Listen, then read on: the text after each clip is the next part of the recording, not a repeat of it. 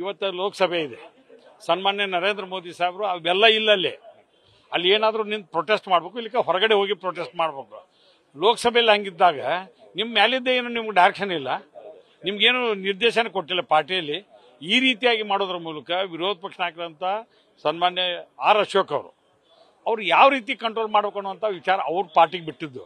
ಆದ್ರೆ ಇವತ್ತಿನ ಘಟನೆ ಮಾತ್ರ ನಾವೆಲ್ಲ ಕಾಂಗ್ರೆಸ್ಸಿಗರು ಖಂಡನೆ ಮಾಡ್ತೀವಿ. ಅಂಥ ಏನೋ ಚರ್ಚೆ ಇರಲಿ, ಹನಿ ಟ್ರ್ಯಾಪ್ ಬರಲಿ, ಬೇರೆ ಬರಲಿ, ಸಲಹೆ ಕೊಡ್ತಕ್ಕಂಥದ್ದಿರಲಿ, ಅವರು ಮುಕ್ತವಾಗಿ ಚರ್ಚೆ ಮಾಡಲಿ.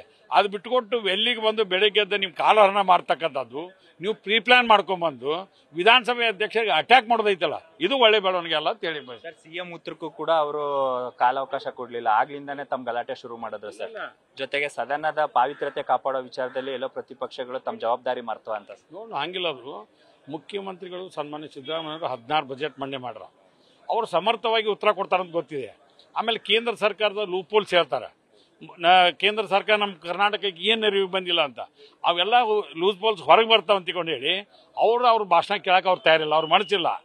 ಎಲ್ಲ ನಮ್ಮ ಕೇಂದ್ರ ಸರ್ಕಾರ ಮರ್ಯಾದೆ ಹೋಗುತ್ತೆ ಅಂತಿಕೊಂಡು ಹೇಳಿ ಅವರು ಈ ರೀತಿಯಾಗಿ ಗಲಾಟೆ ಮಾಡ್ಲಿಕ್ಕೆ ಪ್ರೀ ಪ್ಲಾನ್ ಮಾಡ್ಕೊಂಬಂದು ಮಾಡ್ಯಾರ ಅಷ್ಟೇ. ಅಂದ್ರೆ ಅವರು ಈಗ ಬಿಜೆಪಿ ನಾಯಕರು ಮುಸ್ಲಿಮರಿಗೆ 4% ಮೀಸಲಾತಿ ವಿಚಾರ ಅದ ಗುತ್ತಿಗೆಯಲ್ಲಿ ಆ ವಿಚಾರನ ಇವತ್ತು ಬಿಲ್ ಏಕಾಏಕಿ ತರಾತುರಿಯಲ್ಲಿ ಮಂಡನೆ ಮಾಡ್ತಾ ಇದಾರೆ ಅಂತ ಅವ್ರು ಏನ್ ವಿರೋಧ ಮಾಡೋದು ಇಂದ ಹೌಸ್ನೆ ಮಾಡ್ಲಿ ಬೇಡ ಅಂತ ಅನ್ನೋದಿಲ್ಲ. ಒಂದು ವಿರೋಧ ಪಕ್ಷ ವಿರುದ್ಧ ಹೋರಾಟ ಮಾಡಾಗ ಈ ಅಲ್ಪಸಂಖ್ಯಾತರದ ಬರೇ ಮುಸ್ಲಿಂ ಮತ್ತೆ ಆಗ್ತಿ ಕೂತ್ರಿ, ಜೈನರಿಲ್ಲ, ಬುದ್ಧರಿಲ್ಲ, ಇವ್ರಿಲ್ವಾ, ಒಂದು 5-6 ಕಮ್ಯುನಿಟಿ ಅದಾವ ಅದ್ರಾಗ. ಅಲ್ಪಸಂಖ್ಯಾತ ಅಂದ್ರೆ ಎಲ್ಲರ ಈಗ ಎಲ್ಲಾ ಧರ್ಮಕ್ಕೂ ಸರಿ ಸಮಾನವಾಗಿ ನೋಡ್ತಕ್ಕಂಥದ್ದು ಪ್ರಜಾಪ್ರಭುತ್ವದಲ್ಲಿ ಹಕ್ಕು. ಅದು ಒಂದು ಭಾಗ. ಅದಕ್ಕೆ ನೀವು ವಿರೋಧ ಮಾಡುವಂಥ ವ್ಯವಸ್ಥೆಗೆ ವಿರೋಧ ಮಾಡಿ. ವಿಧಾನಸಭೆ ಈಗ ಒಂದು ಯಾವ್ದಾರ ಒಂದು ಇದ್ರಾಗ ತರ್ಬೇಕು, 69 ಎದ್ರಾಗ ಏನಿಲ್ದಂಗೆ ಸೋಮಟ ಎದ್ದು ಮಾತಾಡ್ದಂದ್ರೆ ಯಾವ ನಿಯಮಾವಳಿ ಇಲ್ಲ. ಅದಕ್ಕೆ ನಿಯಮಾವಳಿ ಪಾಲನೆ ಮಾಡ್ತಕ್ಕಂಥದ್ದು ಗೊತ್ತಿಲ್ಲ. ಅದಕ್ಕೆ ನಾನು ಇವತ್ತು ಭಾಳ ಬೇಜಾರಾದದ್ದು ಭಾರತೀಯ ಜನತಾ ಪಾರ್ಟಿಯವರು ಅವ್ರ ವ್ಯವಸ್ಥೆ ಐತಲ್ಲ, ಅವ್ರು ಇವತ್ತು ಮಾಡಿದಂಥ ವ್ಯವಸ್ಥೆ, ವಿಧಾನಸಭೆ ಅಧ್ಯಕ್ಷರು ಮಾಡಿದ್ದು ಇಡೀ ರಾಜ್ಯ ತಲೆ ತಗ್ಗಿಸ್ತಕ್ಕಂಥ ಕೆಲಸ ಮಾಡ್ಯಾರ.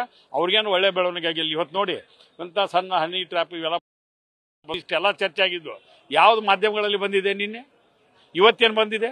ಬರೀ ಇದ ವಿಚಾರ ಅಲ್ಲ. ಕರ್ನಾಟಕ ವಿಧಾನಸಭೆ ನಮಗೆ ಅದಕ್ಕೆ ಆಯ್ಕೆ ಮಾಡಿ ಕಳ್ಸಾರ. 224 ಜನ ಎದಕ್ಕಿದೆ ನಾವಿಲ್ಲಿ. ಅದಕ್ಕಾದ್ರೆ ಪಾವಿತ್ರ್ಯತೆ ಉಳಿಸ್ತಕ್ಕಂಥ ಪ್ರಯತ್ನವನ್ನು ಮಾಡಬೇಕು. ನ್ಯೂಸ್ ಫಸ್ಟ್, ನಿರ್ಭೀತಿಯಿಂದ ನಿಮ್ಮ ಪರವಾಗಿ.